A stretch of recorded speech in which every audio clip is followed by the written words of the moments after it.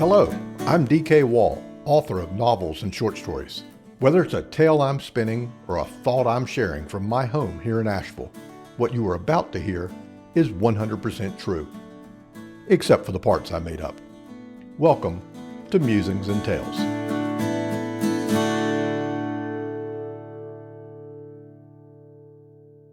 There is a geological layer in my memory, buried deep beneath decades of adult responsibility, that smells of old hymnals, beeswax, and Murphy oil soap. That was the era of my service as an altar boy. A fact that may amuse you. Calm your giggles, though, because I once looked quite angelic, shrouded in the starched white of a surplice over a black cassock.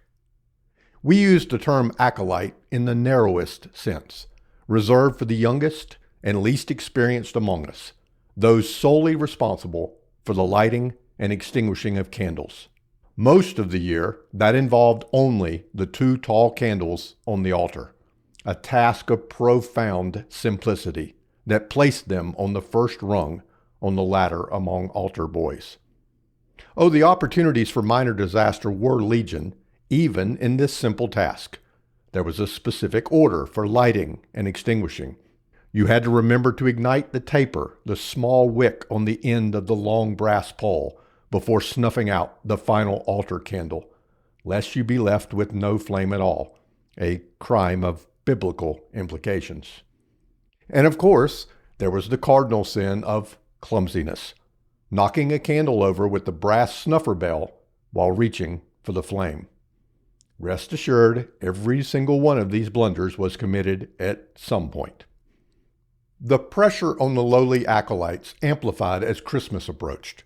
The Advent wreath, with its circle of candles, introduced a new level of complexity. Each week, a unique combination needed to be lit, a test of memory everyone dreaded failing. But the true crucible, the acolytes' grand finale, was the midnight service on Christmas Eve. For that service, we had 2 acolytes, and they didn't just light the altar, nor did they just slip in and out a side entrance. Instead, they led the entire procession, a position of unparalleled honor and terror they held for one night only each year. Their task was to proceed down the center aisle, lighting a single candle in a holder at the end of every pew. These pew candles were essential. At the service's end, in a moment of breathtaking beauty, a designated person in each row would use that flame to light a small candle in their hand, then turn and share the light with their neighbor, and so on until the entire nave was transformed into a silent, flickering sea of individual flames. None of that was possible, of course, without the acolytes lighting those first candles, which is how this became a story about a massive, resounding failure to light. Fortunately, I can report I was not one of the 2 acolytes involved in the catastrophe, though I had a front row seat in my role as crucifer. I carried the processional cross, a gloriously heavy brass crucifix atop a 10-foot oak staff. My job was a test of isometric endurance, to hold it perfectly vertical, with no sway or lean, my hands adorned with white and slippery gloves, gripping the wood in a precise formation. The base of the staff was forbidden to touch my body, adding to the challenge. The slow, solemn pace of the procession was agonizing for every crucifer during a normal service. We wanted to hurry, just to relieve the screaming in our arms, but decorum forced us to keep our pace measured and steady. But on Christmas Eve, we didn't even control that.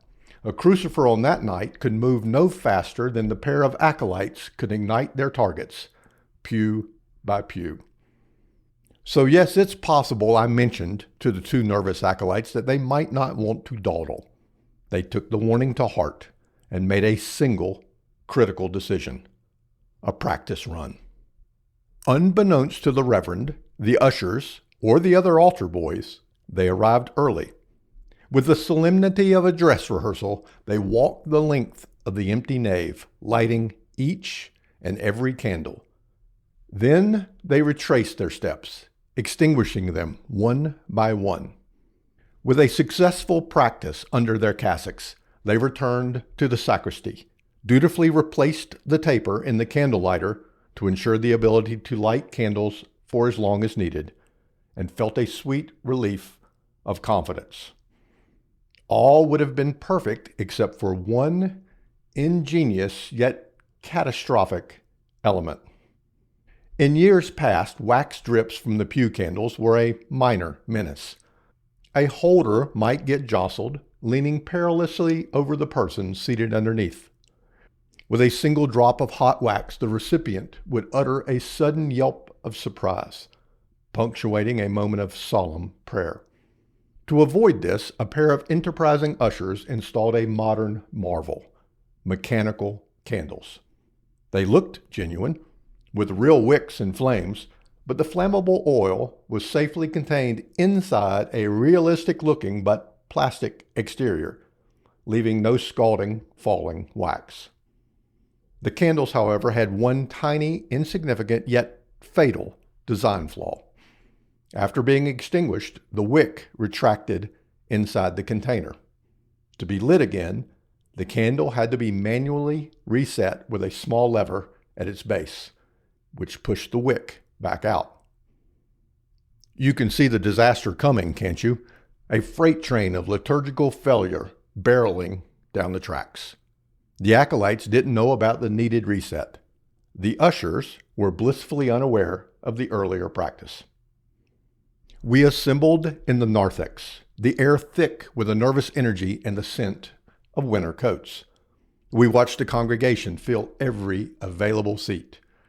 Many were what we privately called creasters, the parishioners we saw only at Christmas and Easter. The term was always whispered, well out of the earshot of the good reverend, to avoid a well-earned cuffing. The organ swelled, the congregation rose with a collective creak of pews and old knees, and the elegant procession began.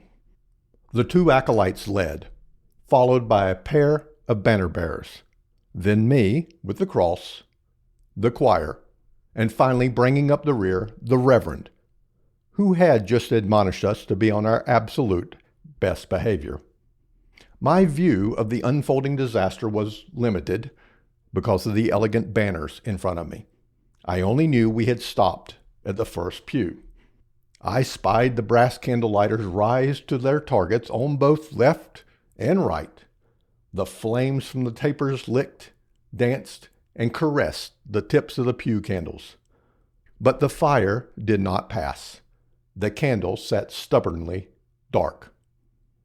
The acolytes tried again. The result was the same. The acolytes froze, their lighters held aloft over the uncooperative wicks. Fortunately, two ushers, the very architects of this elegant yet failed solution, scurried forward. In urgent whispers, they urged the acolytes to move to the next pew, thinking the problem was isolated. They deftly extracted the stubborn candles from their holders, reset the wicks with a practiced flick, rebalanced them, and set them afire with trusty pocket lighters. But the acolytes had frozen again at the next row, met with the same mystifying failure. The scene repeated. The ushers whispered commands, moved forward, reset, and relit. Our procession moved at the speed of molasses on a winter day. The ushers feared their new candles were duds. The acolytes were dumbfounded, their flawless practice run a fresh, bitter memory. The choir, bless them, tried to stretch the verses of "O come, all ye faithful" in creative ways, and I prayed for the strength of Samson as my arms turned to stone. Far behind me, I could almost feel the reverend's clerical collar tightening in frustration. Several pews in, an usher and an acolyte held a frantic whispered conference. Between the swaying banners, my view captured the dawning horror as comprehension crossed the usher's face. Realizing that none of the pew candles would light on their own, a new shambling processional was born on the fly. Ushers in the lead, frantically resetting wicks like a pit crew. Acolytes followed, now able to light the prepared candles. Behind them, the banner bearers shuffled impatiently. And then there was me, with arms I was certain would never regain feeling again. As realization spread among the congregation, a ripple of understanding, followed by a wave of muffled titters, spread through the pews. At long last, as Christmas Eve morphed into Christmas, we reached the altar. Back in the familiar territory of actual wax, the acolytes made quick work of the Advent wreath and the altar candles. They scurried to the altar boy's bench, their duty done. The banner bearers split and set their standards in place before taking their seats beside the acolytes. Among them were hushed whispers of recrimination. But I, the crucifer, could not yet sit.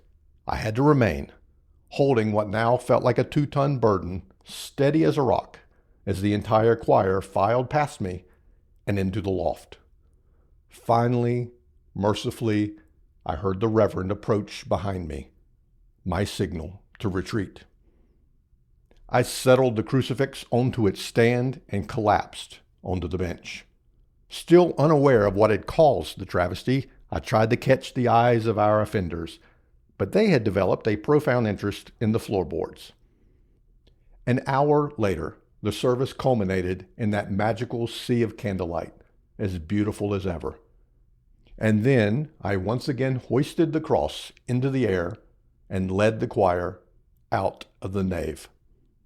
Fortunately, the acolytes were behind me, seeing to their role of extinguishing the flames. That part went well. They had practiced.